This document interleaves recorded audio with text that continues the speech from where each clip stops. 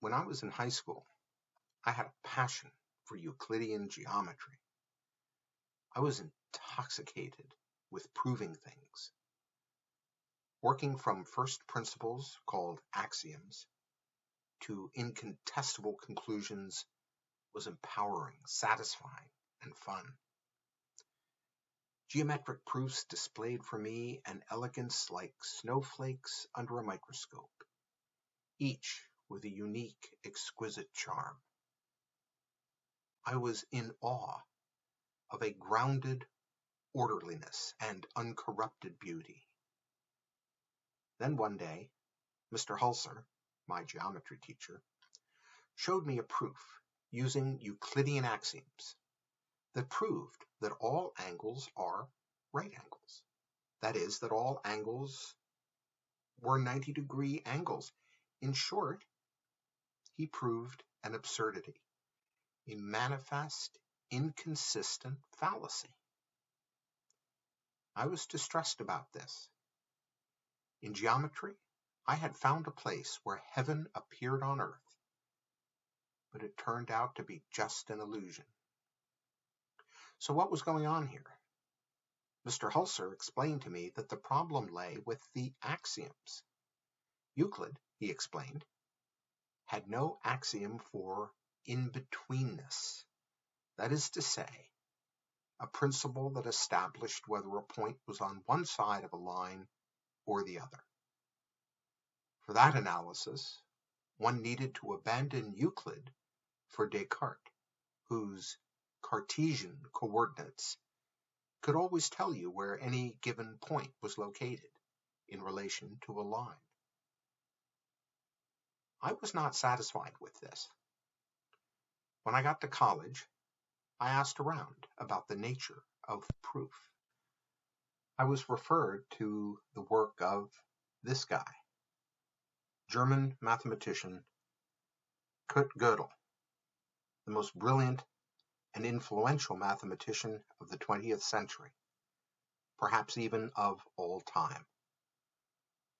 What Gödel did was to figure out a way to encode statements in mathematics into strings of numbers, and from this he developed his incompleteness theorems. The gist of his theorems can be simply stated after giving two definitions. Definitions. A mathematical system is complete if everything in it is either true or false.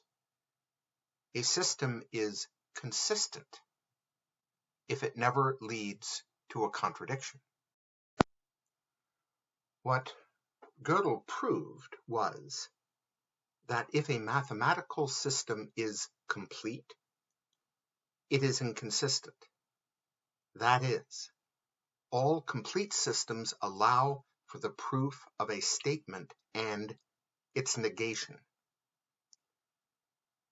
To put it another way, any system addressing truth and falsehood is inconsistent or contradictory. Let us be very clear about this, because the continuing resistance to Gödel's incompleteness theorems generates many accusations of misstatement, including by serious people who still view these theorems as just so much fake news. The theorems state that the use of any model theory will sooner or later lead to the appearance of a certain paradoxical situation that cannot be resolved within the framework of the model. Kurt Gödel wrote, "Our logical intuitions, that is, intuitions concerning such notions as truth, concept, being, class, etc., are self-contradictory." If only Nicholas of Cusa had lived to see this. It turned out that the truth was worse than I had imagined. Little did I know that it was not just my own little geometric universe that could be toppled like a house of cards. Gödel showed that no set of axioms can ever prove its own consistency.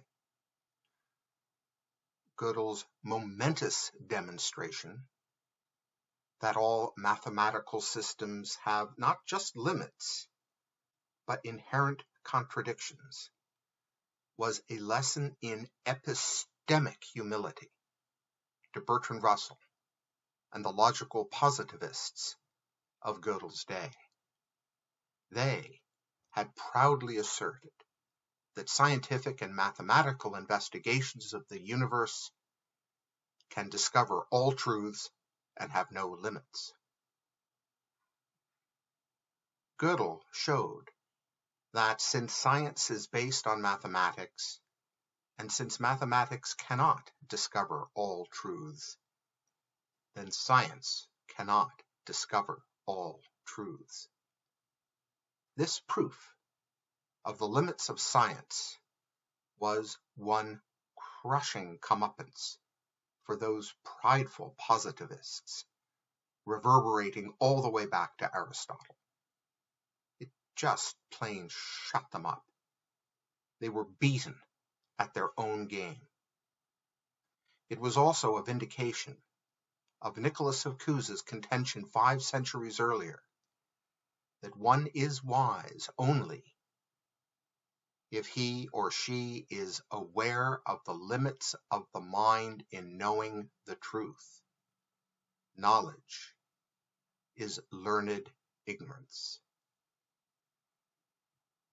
It's worth taking a minute to consider some simple thought experiments to assist in understanding Gödel, particularly concerning the limits of logical proof.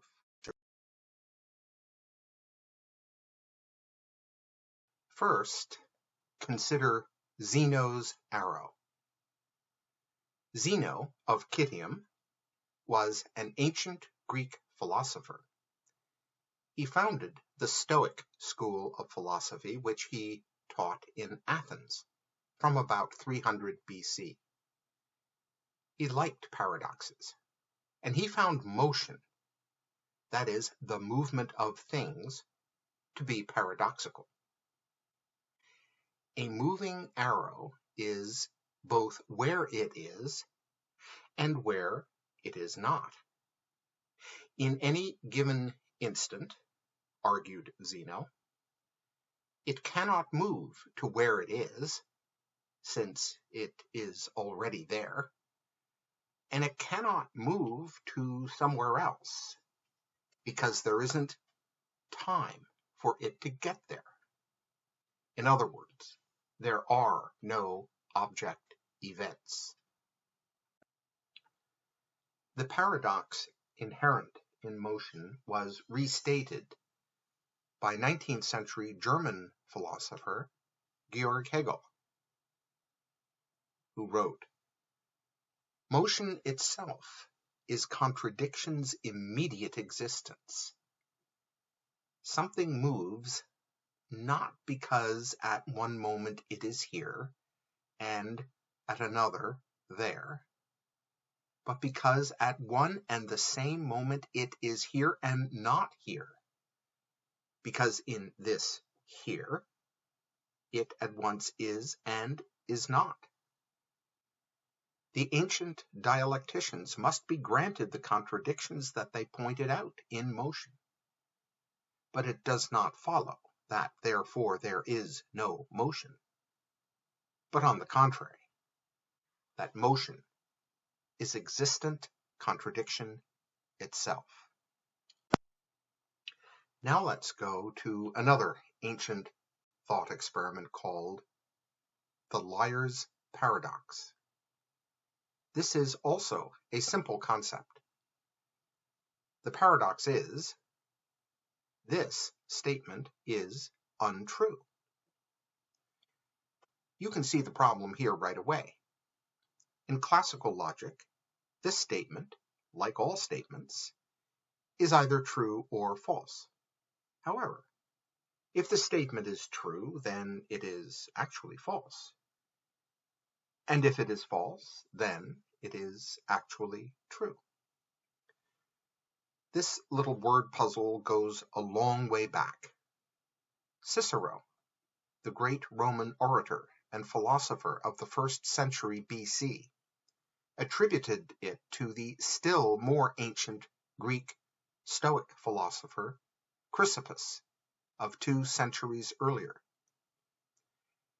In the 4th century AD, Christian theologian Gregory of Nazianzus presented the liar's paradox when discussing the mutability of time, a topic I will return to shortly.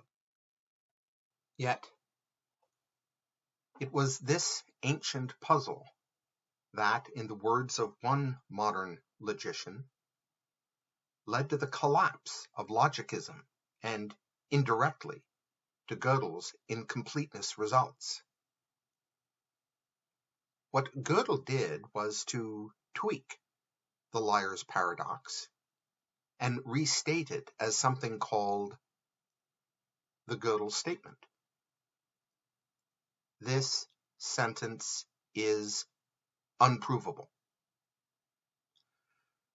Once again, in the arena of mathematical completeness, the statement must either be true or false. If it is true, then it cannot be proved. And it cannot be false because if it is false, then it can be proved. And if it can be proved, then it is proved to be unprovable, which is exactly the truth it asserts in the first place. In a formal mathematical setting, the statement is both true and formally unprovable. So, bingo, bango, bongo, Gödel proved that there is truth which lies beyond the reach of logic and proof. Let me give that to you again. Gödel proved that there is truth which lies beyond the reach of logic and proof. So, with Aristotle's superstructure of reality broken in the dirt, what happens next? Where do we go from here? What shall we do? Well, there was one practical next step. In 1936, just 5 years after Gödel published his incompleteness theorems, Alan Turing invented the modern computer at Cambridge University. He did this using Gödel's invention of converting every mathematical expression into a unique number. Turing acknowledged Gödel as the source of the idea of converting algorithms into binary strings as the basis of computation. It has been almost 100 years since Gödel and Turing turned the world upside down, both theoretically and practically. But, as I mentioned, Catholic theologians today are still going to bat for the law of non-contradiction. Of course, it took 359 years for the Church finally to agree with Galileo that the Earth moves around the Sun. That big concession only came in 1992, the year my son was born, and my Blue Jays won the World Series. Gödel himself was alert to the theological implications of his theorems, and so he sought to join the Gang of Five by proving the existence of God. However, his proof ran aground on his own incompleteness theorems, which had proved the limited and unprovable nature of all mathematical endeavor. You think he might have guessed that, right? It is not just ironic that Kurt Gödel should be hoist on his own ontological petard in this way. I posit that his failure to prove God was a critical reassertion of human freedom. I will argue that for us to have purposeful freedom, the experiential universe must be consistent with the secularist view. Stay with me. Almost 100 years later, proponents of formal logic are still licking their wounds inflicted by the apparent truth of contradictions.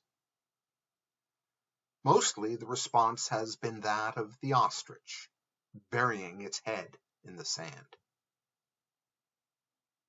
In the stages of grief following a loss, the logicians have not yet gotten past denial. Both pantheists and papists act as if they can just deny or ignore this development, and that it will go away, or at least leave them alone. I'll tell you this story.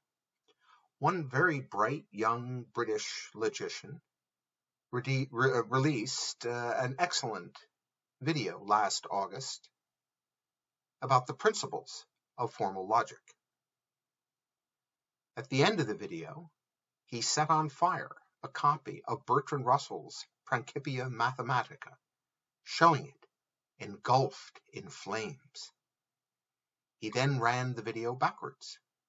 This undoing of the fire showed the flames leave the book and extinguish themselves, as he consoled his viewers that this precious volume had not actually been destroyed, despite Kurt Gödel.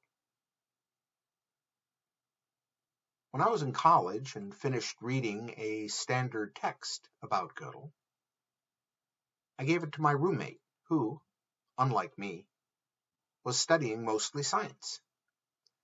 He was very concerned with these theorems and spent days trying to disprove them. He was unsuccessful, but he vowed to keep trying. I saw him again not long ago, over 40 years later, after he had had a whole career as a chemistry professor at a very prestigious university. He told me he is still trying to disprove Gödel, and he thinks he can do it. Anyway, a new quasi-academic discipline called paraconsistency has emerged. Just think of the science of the paranormal, except that paraconsistency focuses on logic. For some reason, it has been Brazilian thinkers like Newton da Costa who are the major players in paraconsistency. Much in this area is directed to soothing the logicians and advising them how to avoid the traps of the paraconsistent and to avoid the infinite regressions and logical explosions which they so fear. This is the panic of pantheism. If true contradiction exists, you can prove everything and nothing. Personally, I don't see the problem.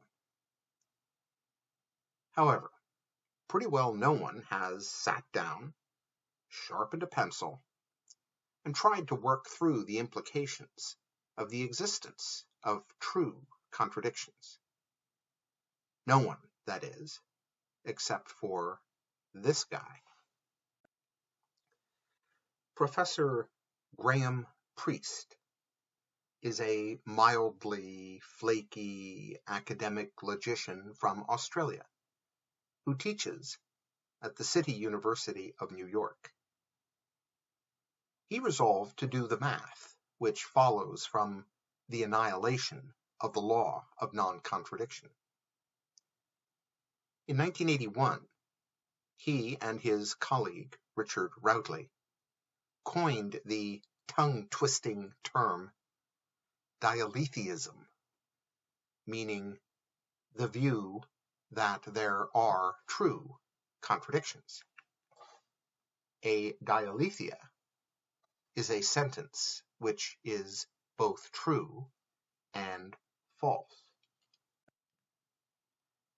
So just what are these dialetheas? How do we identify them? What do we do with them? Are they friendly? Can they be house-trained? After decades of working on this, Professor Priest has identified one dialethea which he proposes is the grounding of all reality, really is a replacement of Aristotle's highest truth, being the law of non-contradiction. Nothingness is both an object and not an object. Okay, good to know. Here's what the proof of that looks like. The basic point is that the nothing, or nothingness, is simultaneously an absence and a presence. I will leave a discussion of that for a future video. Graham Priest has argued over the last 20 years or so that true contradictions share an underlying structure. He has presented what he calls the principle of uniform solution. That is, same kind of paradox, same kind of solution, to urge that all theoretical and semantic paradoxes are of a kind. Priest also rescues Aristotelian logic from total annihilation by defending a logical principle advanced by that ancient philosopher as a corollary to the law of non-contradiction, namely, the law of the excluded middle. Aristotle articulated this law by saying, of any one thing, one attribute must be either asserted or denied. Another way to say this is that no proposition is neither true nor false. To put it simply, of two contrary propositions, the law of non-contradiction says at most one is true.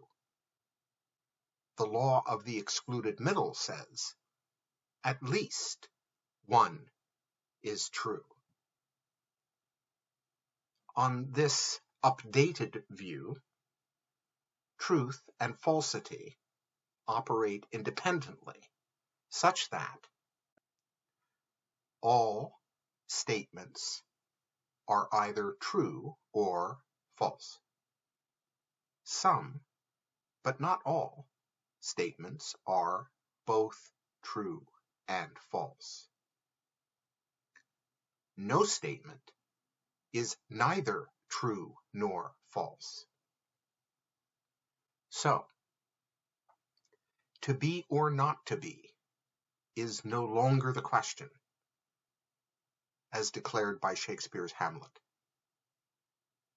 The question gets restated as to be or not to be, or both, but not neither. That is the question. I have no way to evaluate this statement. Dialetheism is, at best, a minority philosophical position, and it is a small minority.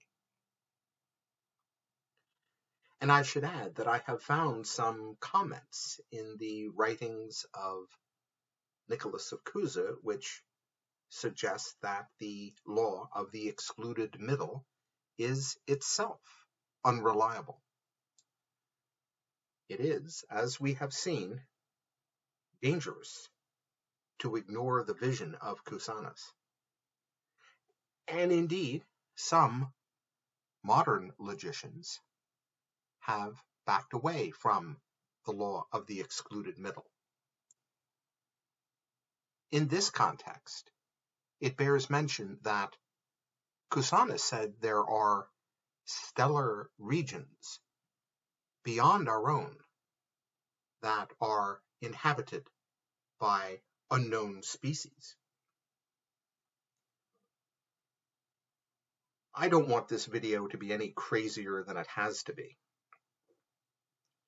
And so let me sum up the current state of rationalism with reference to what Schopenhauer expressed as the laws of thought. Okay, the number one law is everything that is exists. This is the law of identity, which states that a subject is equal to the sum of its predicates, or A is A. Schopenhauer puts this as his number one law, unlike Aristotle. But why should anything be the eternal equivalent of itself, such that at all times A equals A? Every A is altered through time and can exist in a contradictory state, as we saw with Zeno's arrow.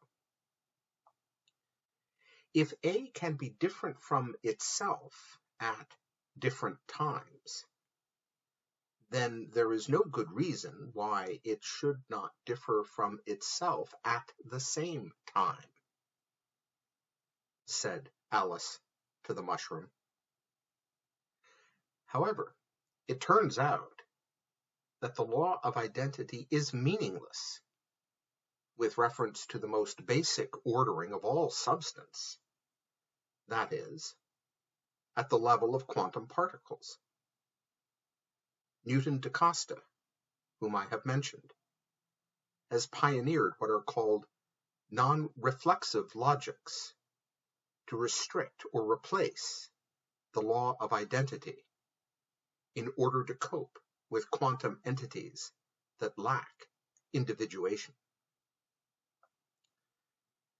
Number two law. Nothing can simultaneously be and not be. This, of course, is the law of non-contradiction, restated as A is not A.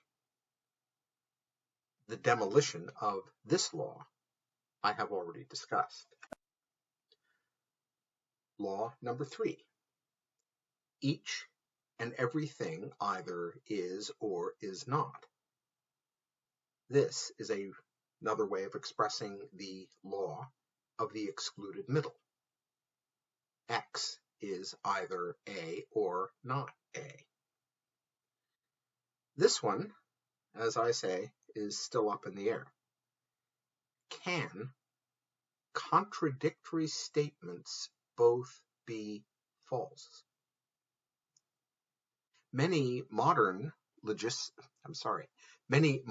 logic systems are wary of this law and purport to replace the law of the excluded middle with a concept called negation as failure. Instead of a proposition's being either true or false, a proposition is either true or not able to be proved true. I'm not sure about that either. And then finally, we have law number 4. Of everything that is, it can be found why it is.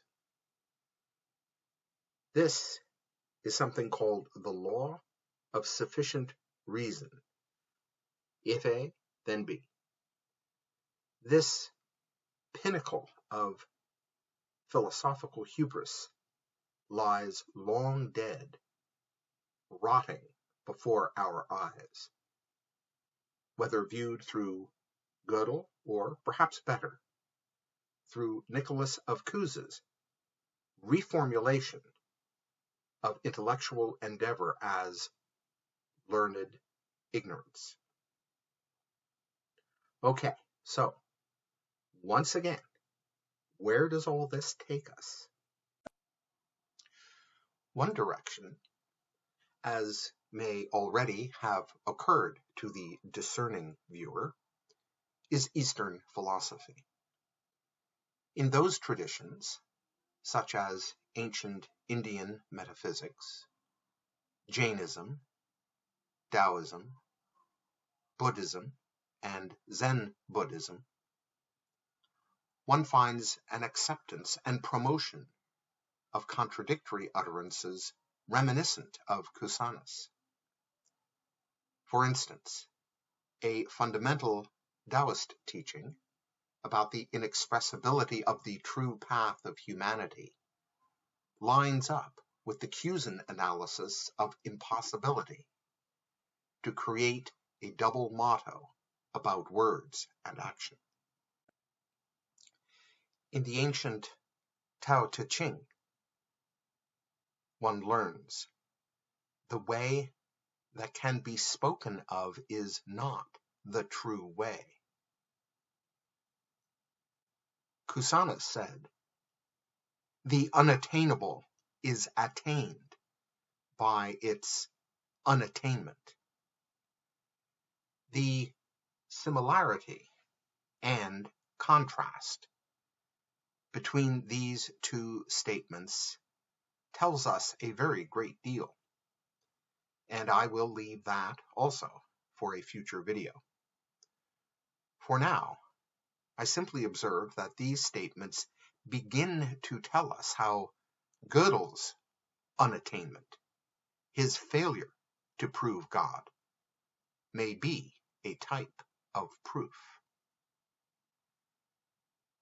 If you have a taste for this sort of thing, I urge upon you Graham Priest's 7-part video series demonstrating the elegant alignment of Huayan Buddhism with quantum entanglement.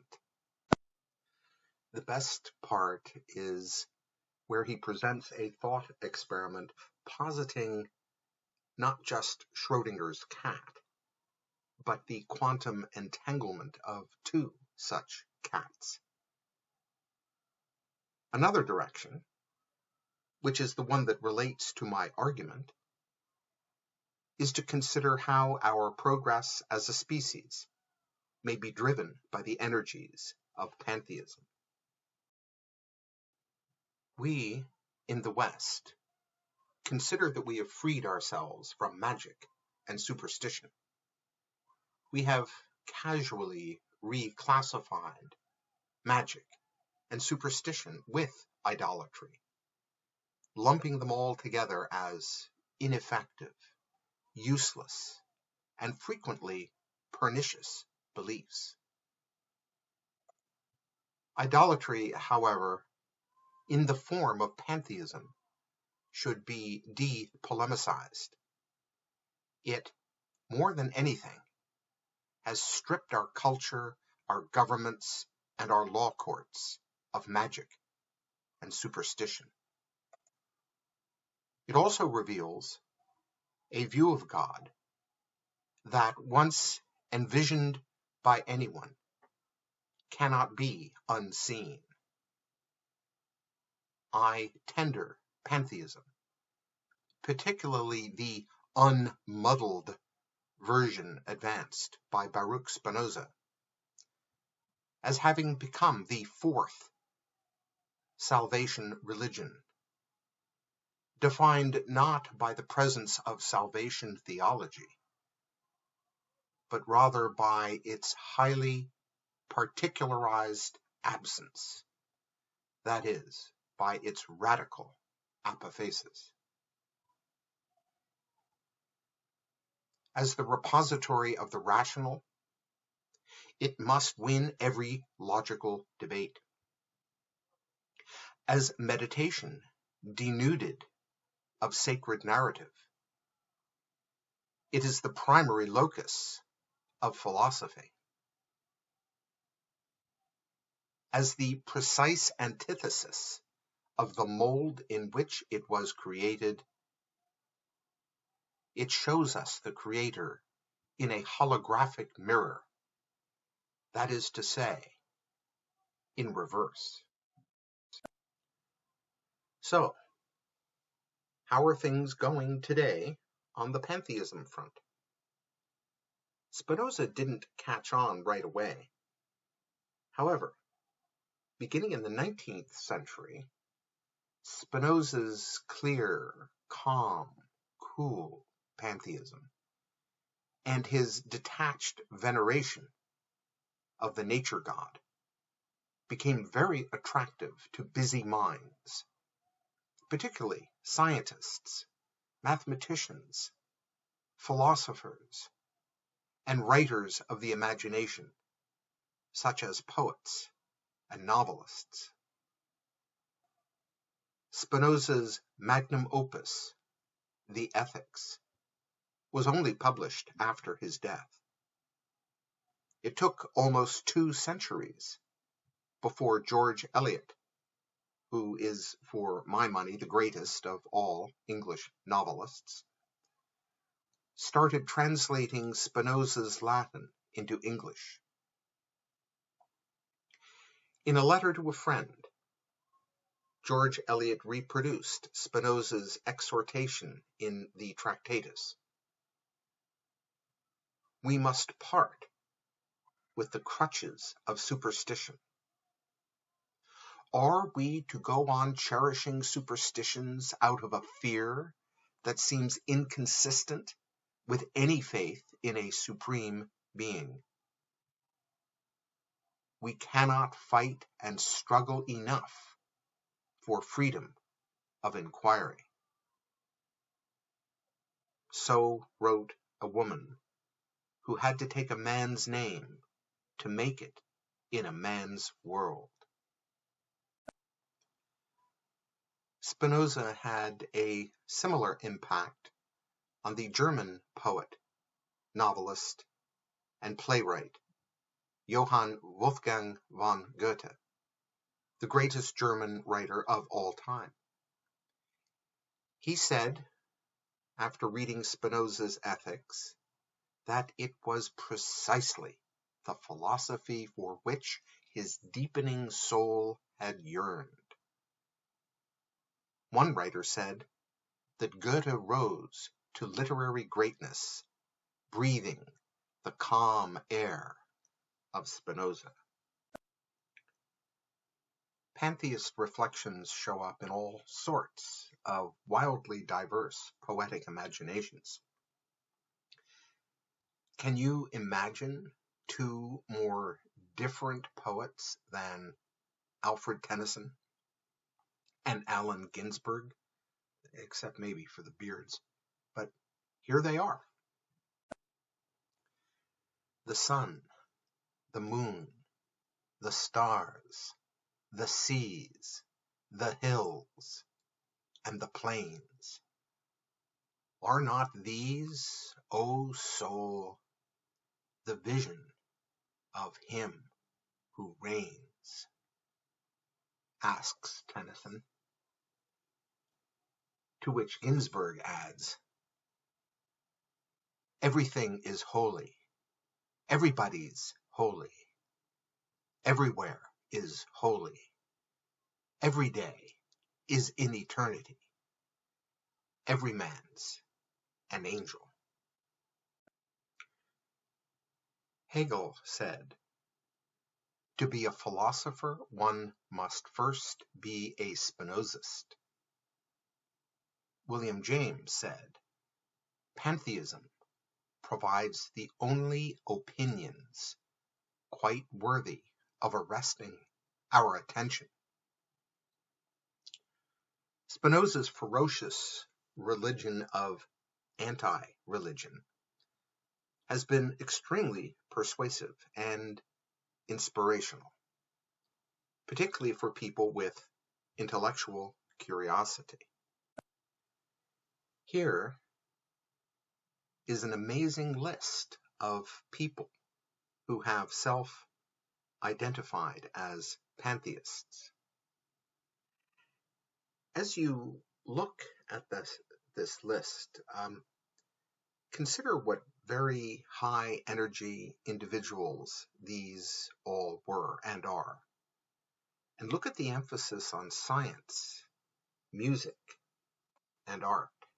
The poster child for modern pantheism is Albert Einstein, who was totally blown away by Spinoza, and even wrote a little poem about him, saying he loved Spinoza more than he could say with words. Professor Rubinstein gives us some historical narrative about what she calls the Einstein crisis, and I will read a bit to you.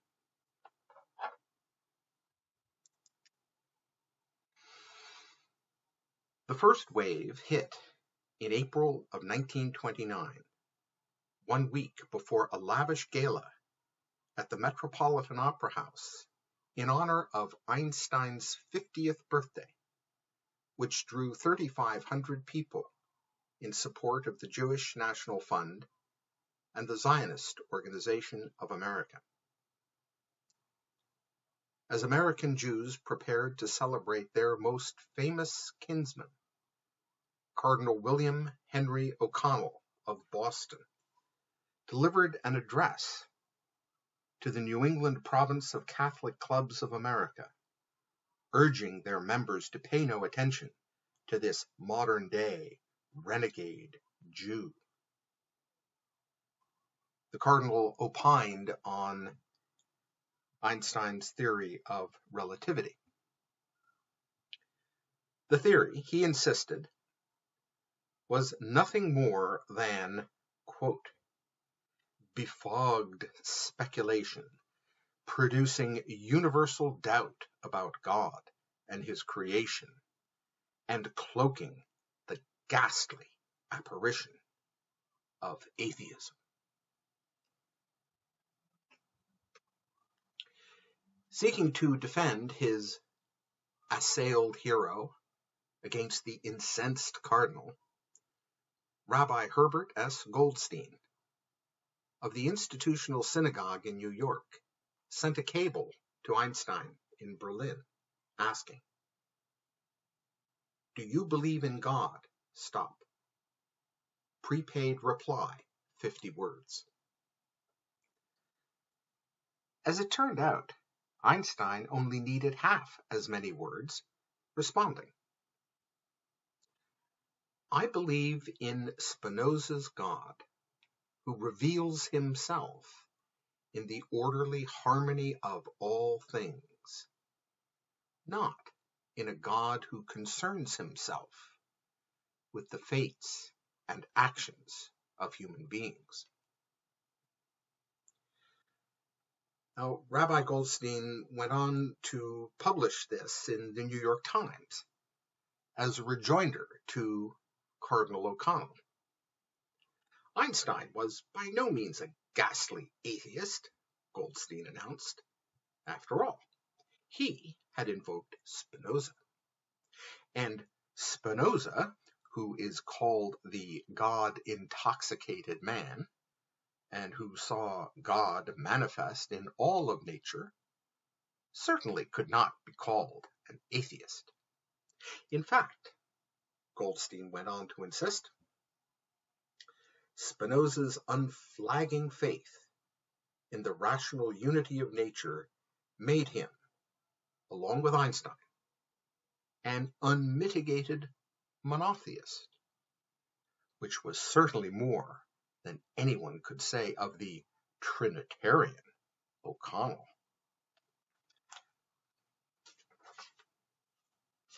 Just give you one more little bit here. Einstein therefore insists that teachers of religion must have the stature to give up the doctrine of a personal God. Once people are free from this divine overlord, Einstein promises, they will likewise be delivered from the bondage of egocentric cravings, breaking through the shackles of personal hopes and desires to attain that comportment his earlier essay called the cosmic religious sense. Infused at last with that humble attitude of mind toward the grandeur of reason incarnate in existence, the religious person becomes affectively identical to the scientist, both of them singularly focused on that which, in its profoundest depth, is inaccessible to man. That humble attitude of mind toward the grandeur of reason incarnate in existence. Like any good pantheist, Einstein championed nature, and particularly the exquisite beauty of the laws of nature. For instance, he didn't care for black holes, even though they were a natural consequence of his general relativity, since the rules of physics go crazy around the singularities at the center of the holes. With the same devotion to the laws of nature, he rejected the Big Bang theory with its discernment of circumstances, where natural laws either didn't apply or applied differently. Einstein denied the idea of an expanding universe and rejected the notion of a universe of a finite age. Albert Einstein was a strict determinist, like Spinoza. He rejected anything even suggestive of free will. He was so determinist that he rejected the existence of chance. Einstein believed that randomness is a reflection of our ignorance of some fundamental property of reality. God does not play dice, he said famously. He instinctively resisted the emergence of quantum mechanics as something not only probabilistic, but also subjective. He asked, "Do you think the moon is only there because you are looking at it?" It is hard to track the progress of pantheism as a religion. There are obviously no attendance figures to look at. Most of its adherents do not even know that this is their religion. Pantheism is a religion only in the form of an anti-religion, which is by definition a disassociated spirituality. As soon as you connect with one other person spiritually, even for 1 minute, you have formed a religion, albeit of limited membership, and duration. Pantheists never institutionalize their faith. The pantheist preference is to pursue the authenticity of something different, even to the point of ignoring that their faith, or anti-faith, is widespread. That is, ignoring that the something different, or the alternative, is actually the same preference for vast numbers of other people. For example, Professor Rubinstein feels besieged simply by inhabiting the space projected by the very term pantheism. In short, pantheism is primarily a polemical term, she writes, used most often to dismiss or even ridicule a position one determines to be distasteful. Recall my observation that the word idolatry is a polemical term, not a simple descriptive. However, pantheism is doing way better than Professor Rubinstein suggests. And indeed, in one YouTube video, the good professor commented that it is mostly her fellow academic philosophers who give her a hard time. Non-academics routinely come up to her after lectures and readily declare that they have just learned that they are pantheists. Pantheism has its own retaliatory polemics. For instance, the pantheist term preconceived notion has been successfully circulated by pantheists to invoke distaste at the idea of received wisdom. They discourage an articulated view of God acting as a corrective lens to permit people to see what they cannot see on their own. Such contempt is everywhere. Check this from Nobel Prize-winning evangelical atheist Bertrand Russell. If you wish to persuade people that because Adam ate an apple, all who have never heard of this interesting occurrence will be roasted in an everlasting fire by a benevolent deity, you must catch them young, make them stupid by means of drink or drugs, and carefully isolate them from all contact with books or companions capable of making them think. Bertrand Russell published his A History of Western Philosophy in 1946, and it went on to become the best-selling philosophy book of all time. Today, Amazon.com wants you to know it is universally acclaimed as the outstanding one-volume work on the subject of Western philosophy. In his history, Russell, not surprisingly, fell at the feet of Spinoza with prostrate admiration, much as Einstein did.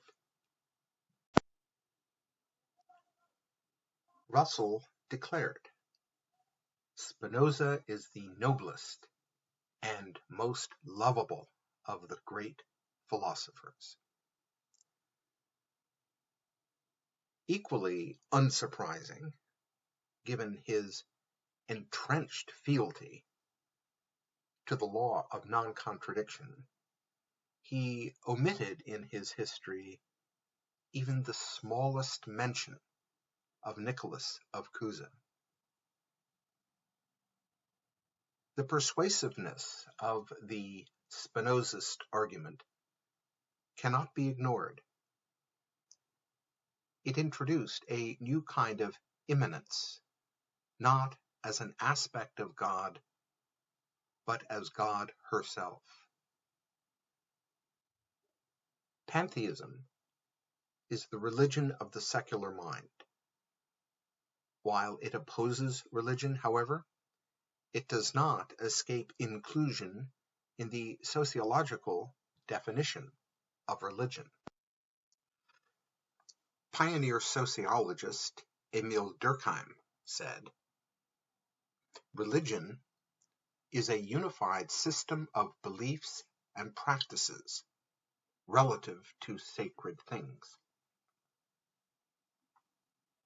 The genius of pantheism is that it is unified without being organized in the manner of organized religions.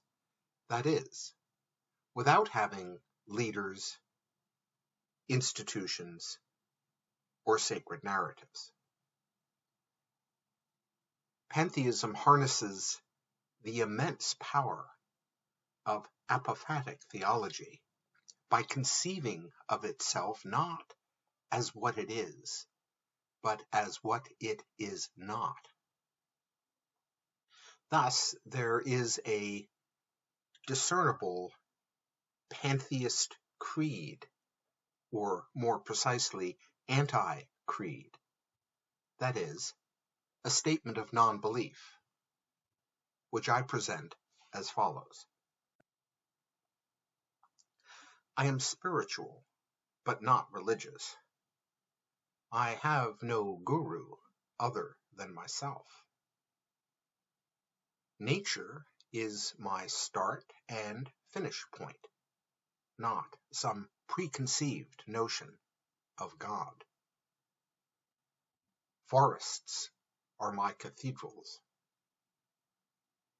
I do not believe in a supernatural creator God who watches or judges me. I revere the universe as the only divinity, and it is the totality of being, past, present, and future. I reject all organized religion. I have no faith other than common sense, no revelation other than open eyes and a mind open to evidence. My beliefs are compatible with animism, atheism, humanism, agnosticism, and symbolic paganism. It is not idolatry to venerate the creation and not the creator, because there is no creator. This last point provides a deep insight. In observer-dependent realities, as allegorized by quantum physics, God both exists and does not exist.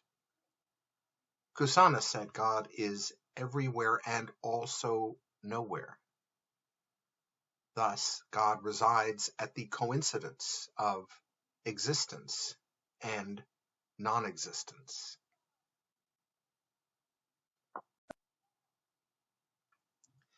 Pantheism is therefore idolatrous as the confinement of both an existing and a non-existing creator.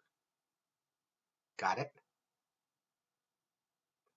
The anti-religion of pantheism also has its own anti-religious practice, which in the years following World War II has come to be identified as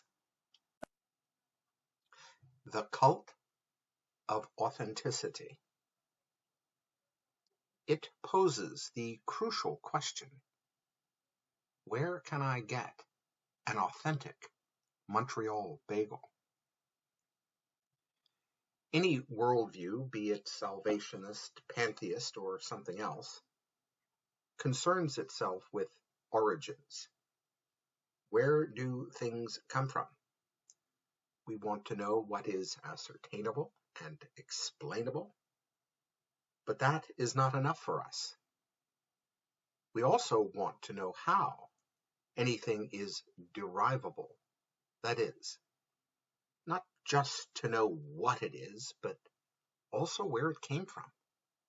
And not just to know, but also to know how we know. In pantheism, if anything is true to its derivation, then it is authentic. For something to be authentic, it must be of undisputed origin. So says the dictionary.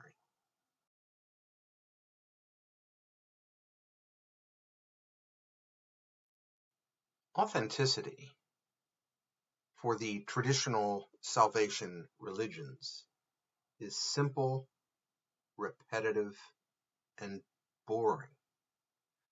All authenticity derives from the Creator, whether it can be proven or not. All things come of thee, O Lord. Very simple. The only undisputed origin of anything is the Creator. Service of the Creator is perfect freedom. End of story. Received wisdom in the form of preconceived notions is totally okay, especially when it is a sunny afternoon and we don't have to think about it at all. For pantheists, authenticity requires work. As an impersonal deity operating as the very identity of an uncreated universe, the nature God not only operates within a closed loop, it is the closed loop. It cannot resort, and nothing in it can resort to anything outside itself because there is no outside. It must make its own sense. And the nature God is forever silent and will tell you nothing. You must figure it out for yourself. It's part of her charm.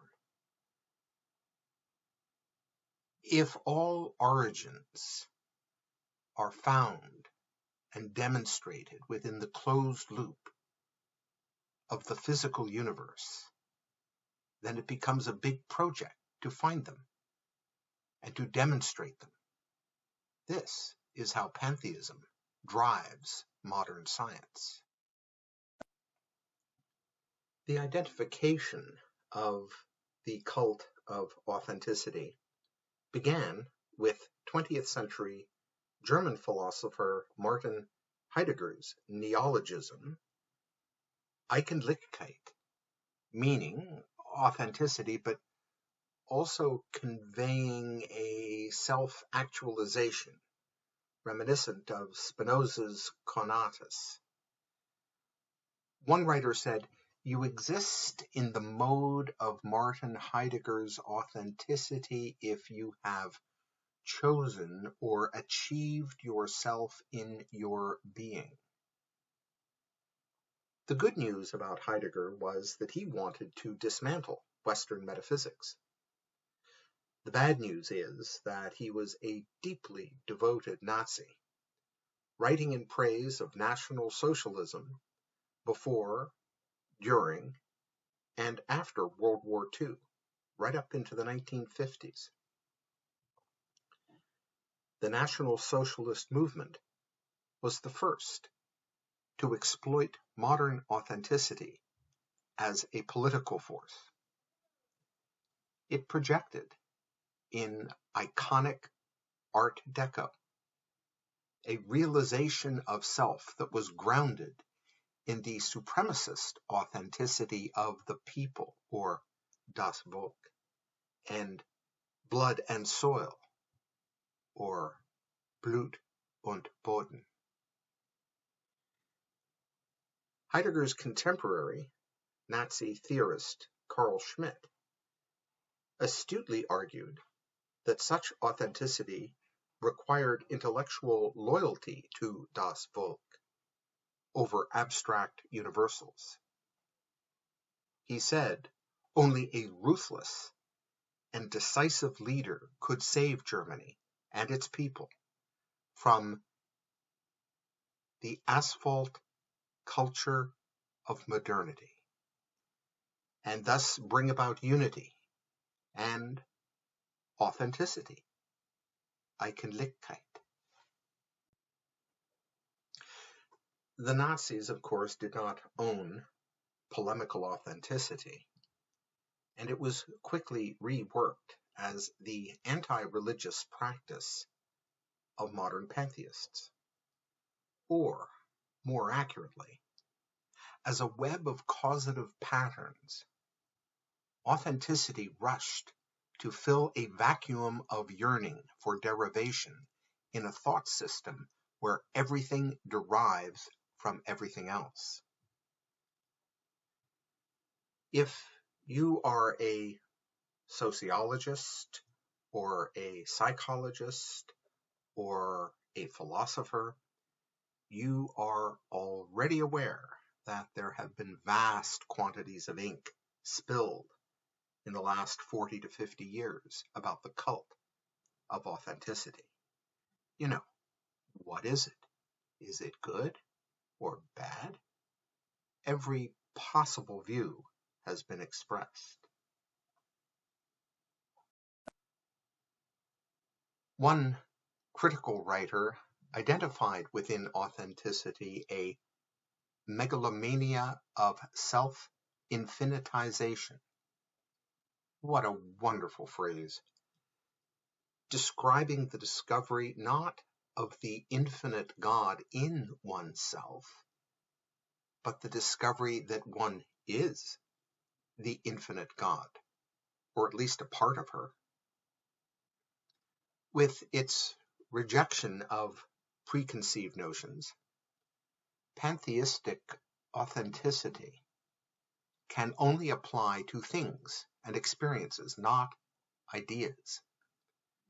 The reason is that any idea other than one's very own is a preconceived notion, which is a breach of the unwritten pantheist code. As a result, the only authentic idea is the idea of one's self. It was in Spinoza's time that human beings first came to be thought of more as individuals than as placeholders inside systems of social relations. The older concept of sincerity was gradually replaced by a new concept of authenticity, understood as being true to oneself for one's own benefit, with an emphasis on the individual's self-governing abilities, free from cultural and social pressures. Once again, preconceived notions. Authentic means original and not a copy. The pantheist recoils at copying anything in case it might be received wisdom. To declare something authentic means it did not come from anywhere. Equally, it means that it will not go anywhere either. And the pantheist decries destiny and rejects the improvement of our species, its ascent to something better.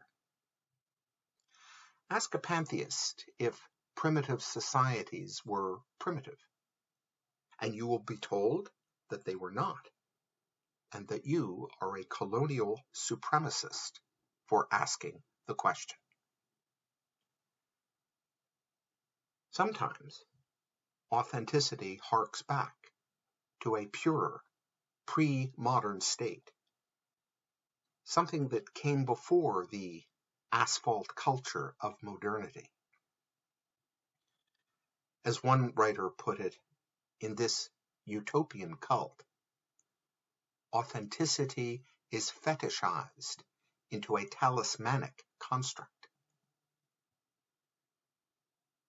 Practitioners of authenticity view themselves as liking things that no one else likes, even if pretty well everyone else does like them. Authenticity is found in what is alternative. That is, something other than a preconceived notion or any received wisdom.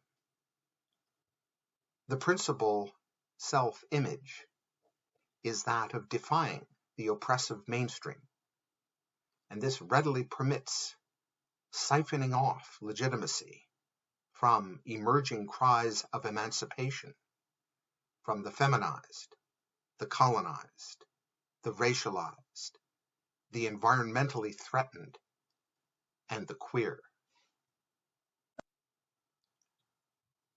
Any authentic predecessor, be it a person or work of art or even a food recipe, becomes purged of its originality, gets drained of meaning, and then freeze-dried into something called iconic.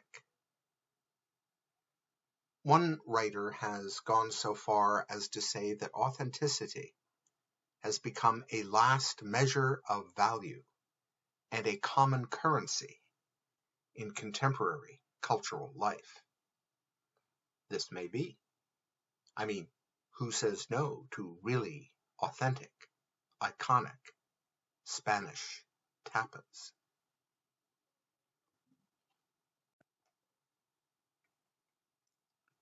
The ultimate authenticity for the pantheist is nature, because nature is, after all, God. Nature need do nothing, and can do nothing but exist. As Spinoza argued, there is no purpose in calling upon the nature God, because the nature God herself can have no purpose. Nature is authentic in that it is not a copy of anything. It did not come from anywhere. It is the most undisputed origin. Nature is provable and fact-based. We can know with mathematical certainty. Trust the science. It's only natural. I now need to shift gears. I've talked about what authenticity means for the pantheists and for the salvationists. But what about this personal God who participates in history and has been in direct communication with certain humans, allegedly and repeatedly? How does she, the creator, establish the authenticity of her voice? How does she persuade anyone that it is the creator's voice coming from the mouths of the prophets? In short, how does God show ID? It can only be the expression of a personality. Accepting, as I do, that our Creator has a personality, I ask what her personality might be and what it might be like, at least in some small part. In a previous video, I presented the Pelagian discernment of a strong divine preference for free will, unimpaired and responsible for all choices. We have not been created to be the puppets described in St. Augustine's doctrine of divine grace.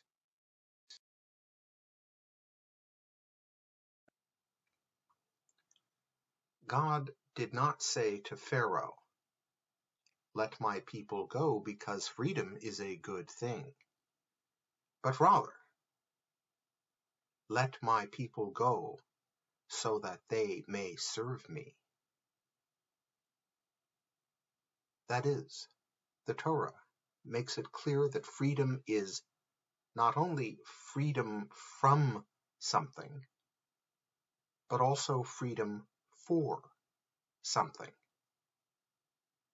The Jews were freed so that they could make God present in the world. This is an allegorical model for the emancipation of humanity. Part of God's personality, therefore, is a preference for purposeful freedom. I ask you to hang on to that idea for a second, as I will come back to it. For a long period, the demonstration and the proof of divine authenticity was magic. And this magic came in two principal forms.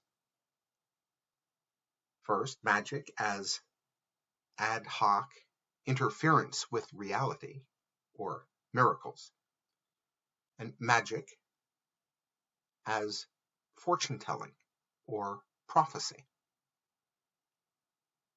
At a basic level, magic was persuasive, because only an authentic, transcendent creator could interfere with the inviolable rules of the physical world. Only an authentic, transcendent creator, dwelling outside created time, could give glimpses into the future of history in ever popular demonstrations of prediction. Prophecies were more effective than miracles because prophecies could be recorded, and anyone subsequently, for the rest of time, could assess whether the prophecies came true. The demonstrative use of all such magic, however, is like training dogs with a pocket full of treats. Imagine a pedagogical setting where the teacher has to do magic tricks to get the class's attention. It shows a pretty tenuous grip on their attention span.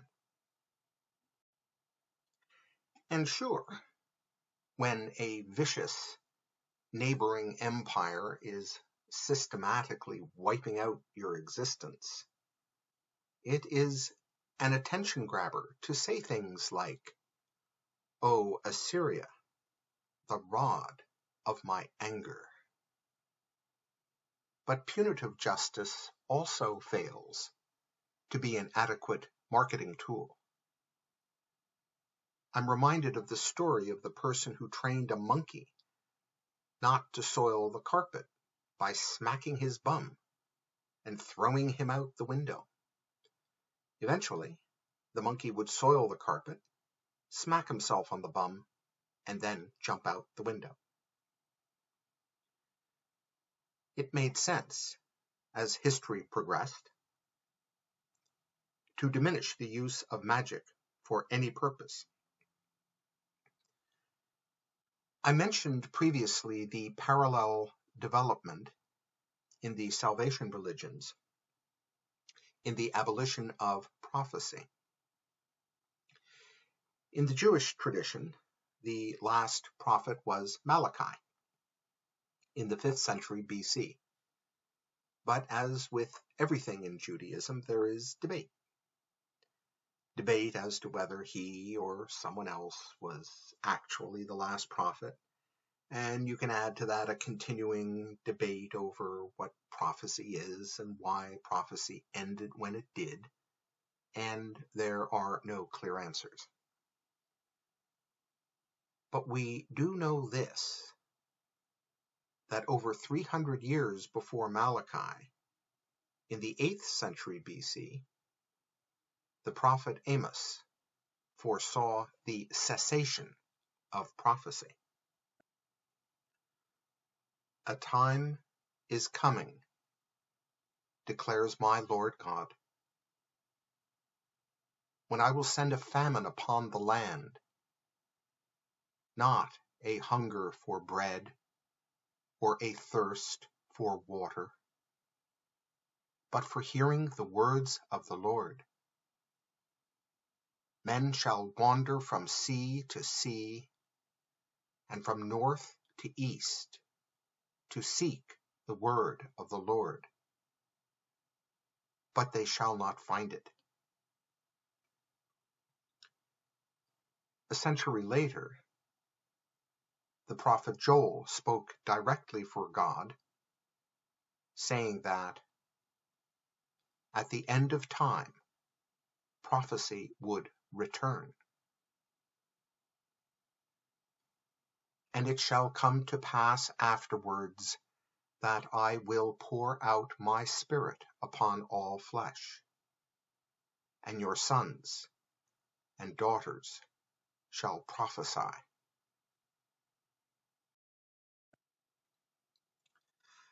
While there is no consensus within Judaism about the end of prophecy, or rather the suspension of prophecy, I found one scholar who seems to support my thesis about the salvationist detour into philosophical rationalism. And so let's just go with him, shall we? I refer to Rabbi Zadok HaKohen Rabinowitz of Lublin, a 19th century Litvak turned Hasid, in fact chief Hasid, who said that the suspension of prophecy reflected a shift in history to permit the development of human reason. According to Rabbi Zadok, the end of prophecy facilitated development of the oral law, a step impossible as long as people could turn to the prophets for absolute religious guidance and knowledge of God's will. He talked about the decline of revelation, which some rabbis refer to as the decline of generations. This refers to the lapse of time from revelatory events in the past, which distances people from ascertaining God's will. As all that magic recedes into the legendary past, humans have to think for themselves. Rabbi Zadok said this enabled mature human participation in the covenant. Rabbi Zadok also understood a critical related point, namely, that revelation is a traumatic experience, and to live through it cripples free will for any people and for their succeeding generations. Dr. Unger says the same thing another way about the miraculous, which he describes as a scandal of reason. He observes that the partial and episodic nature of the miraculous as it has appeared so far, impedes our most critical understanding. The problem presented by supernaturalism is not simply the credibility of the initial suspension of causality. It is the consequence of this suspension for our thinking of how the world, modified by the miraculous intervention of God, works. If the intervention interrupts the workings of causality, or of the laws of nature underlying them, how then can we invoke these same laws to understand the effects of the intervention?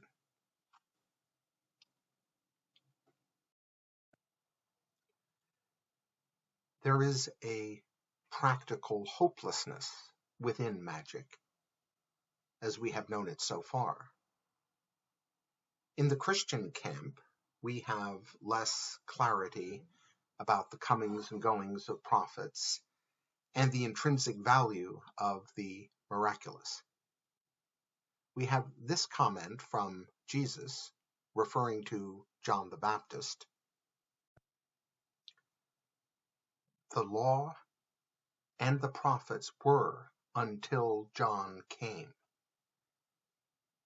Now, this is more elliptical than the one-line history of the prophet Enoch, who was Methuselah's father. It could refer to the suspension or termination of prophecy, but it isn't clear. Christian commentators are divided. Jesus derided his own miracles. He preferred belief which did not derive from witnessing the miraculous, including his own resurrection. When the disciple Thomas heard about the resurrection, he said he would only believe if he could see Jesus and touch his wounds. After showing his wounds, Jesus seized a teaching moment and said, "Have you believed because you have seen me? Blessed are those who have not seen and yet believe." There is conspicuously only one mention of miracles in the book of Revelation, where miracles are connected with false prophecy. That is, "And the beast was taken, and with him the false prophet that wrought miracles before him." The termination of prophecy is an absolutely huge topic in Islam, where the Holy Quran designates the Prophet Muhammad, peace be on his name, as the seal of the prophets. Muhammad is not the father of any man among you, but he is the messenger of Allah and the seal of the prophets. All of Muhammad's sons died in childhood, and so he literally became the father to no man, therefore having no successor as prophet. Not sure how his daughters felt about that. Anyway, he even had a physical deformity on his left shoulder, which resembled a large seal and emphasized his status. The revelation of the Quran was Muhammad's greatest miracle, and a miracle for all times. It was unlike the miracles of other prophets, which were confined to being witnessed in their own lifetimes. It is a miracle that can be experienced at any time by anyone. In some sense, Muhammad was not only the seal of the prophets, but also the seal of the miraculous.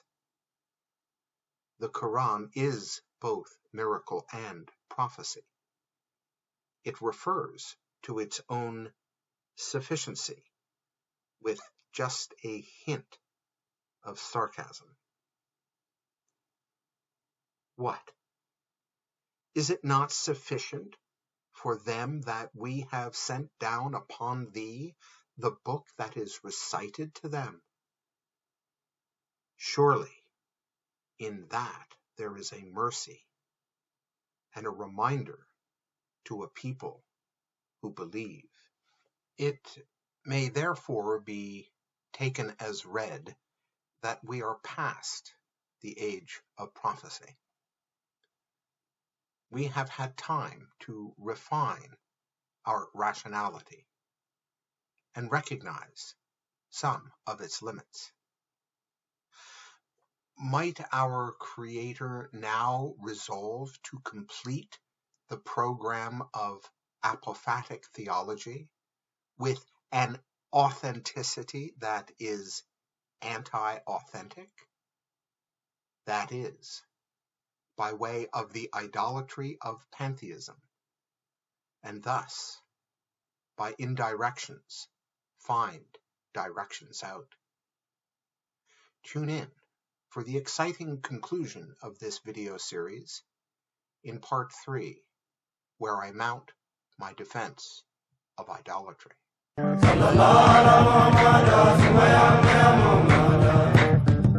again. It is found again. What? Eternity mixed with sun. It is